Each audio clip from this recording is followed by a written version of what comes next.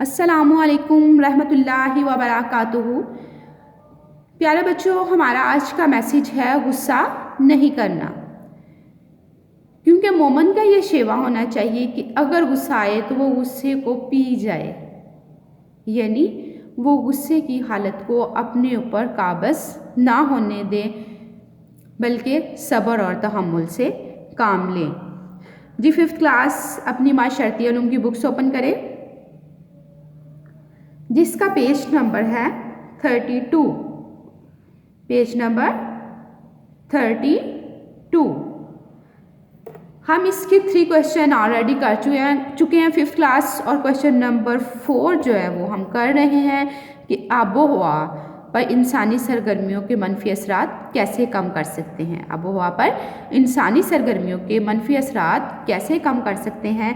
तो इसका ये हाफ क्वेश्चन हमने कल किया था कि हम इनफरादी तौर पर कौन से ऐसे इकदाम करें, कौन सी ऐसी सरगर्मियाँ जो हैं वो अपनाएं कि हमारे आबो हवा पर जो हमारी सरगर्मियों के असरात हैं वो कम हो सके।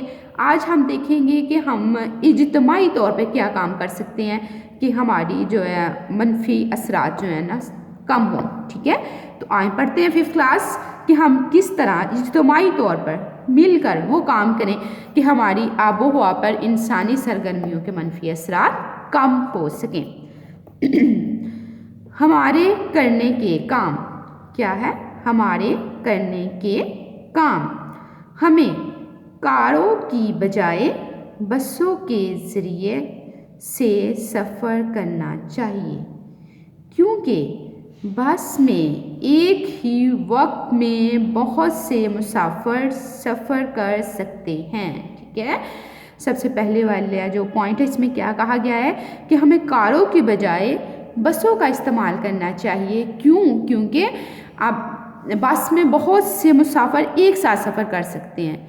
बाज़ एक बस में बस जो होती है वहाँ उसमें 40 पर्सन्स बैठ जाते हैं और बस 70 to 75 तक भी होती हैं। ठीक है, तो कहते हैं कि हमें कारों की बजाय बसों का इस्तेमाल करना चाहिए। तो देखिए, अगर एक बस में 70 पर्सन्स बैठ जाते हैं या 40 पर्सन्स बैठ जाते हैं, तो बजाय इसके कि इनफरादी तौर पर 40 पर्सन्स अपनी अपनी कार में सफ़र करें तो कितनी आलूदगी में इजाफा होगा।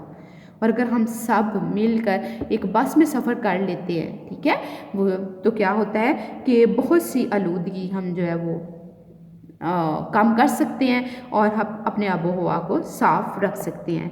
नंबर 2 पे है, ऐसे कागज़, डिब्बे और बोतलें इस्तेमाल करनी चाहिए जो दोबारा इस्तेमाल के काबिल हों। ठीक है, ऐसे कागज़, डिब्बे और बोतलें। ठीक है, मसलन कि हम प्लास्टिक की बोतलें यूज़ करेंगे, ठीक है, तो क्या होगा कि वो दोबारा इस्तेमाल के काबिल नहीं होगी, प्लास्टिक जो है वो एक्सपायर हो जाती है। लेकिन अगर शीशे की बोतल होगी तो वो दोबारा यूज़ हो जाएगी। ठीक है, तो इसी तरह हम अपने कुदरती वसाइल जैसा कि दरख्त और ईंधन वगैरह बचा सकते हैं। ठीक है, क्या कहते हैं कि इस तरह हम अपने कुदरती वसाइल जो कि दरख्त जिसको हम काट के तो तबाही की तरफ जो है ना अपनी आबो हवा का रुख कर रहे हैं, तो हमें अपने दरख्त और ईंधन को भी हम ये बचा सकते हैं।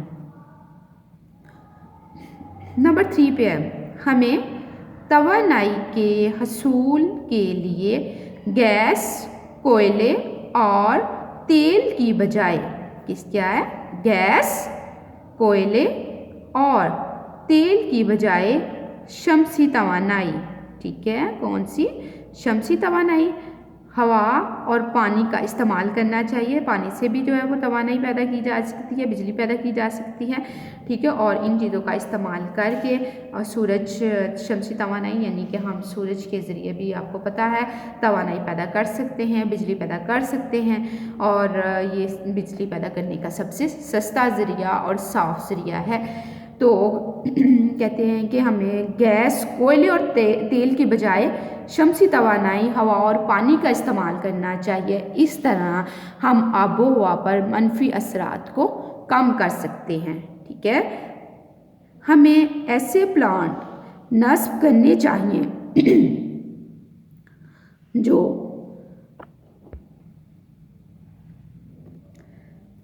हमें ऐसे प्लांट नस्ब करने चाहिए जो आलूदगी के ज़रात को फ़ज़ा से ख़त्म कर सकें। ठीक है, ऐसे प्लांट कह रहे हैं हमें इस्तेमाल करने चाहिए या नस्ब करने चाहिए जो आलूदगी के ज़रात को ख़त्म कर सकें। तो 5th क्लास ये थे हमारे करने के काम। कुछ इनफरादी काम थे और कुछ इज्तिमाई थे। अगर हम सब मिलकर ये इक़दामात करें और किसी एक हर बंदा किसी एक पॉइंट पे भी जो है वो अमल दरामद करें तो हम अपने माहौल को, अपनी आबो हवा को जो है बहुत से मनफी असरात से बचा सकते हैं। और इससे क्या होगा कि ये इफ़ेक्ट हमारी सेहत पे भी पड़ेगा। ठीक है, अगर हम आबो हवा को साफ़ रखेंगे तो हमने भी इसी आबो हवा में, इसी माहौल में रहना है, हम भी इसी का हिस्सा हैं। हम खुद ही इसको साफ़ करते हैं, हम खुद ही इसको बिगाड़ते हैं। अब हम जो वो सब मिल के ये सोच लेते हैं कि हमने अपनी आबो हवा को साफ़ रखना है। तो 5th क्लास आप लोग ये आज का लेसन जो है वो याद करेंगे और पेरेंट्स से भी गुजारिश है कि बच्चों को सबक याद भी करवाएं और उनसे सुने, उसका जायज़ा लें। अस्सलामु अलैकुम रहमतुल्लाहि व बरकातुहू।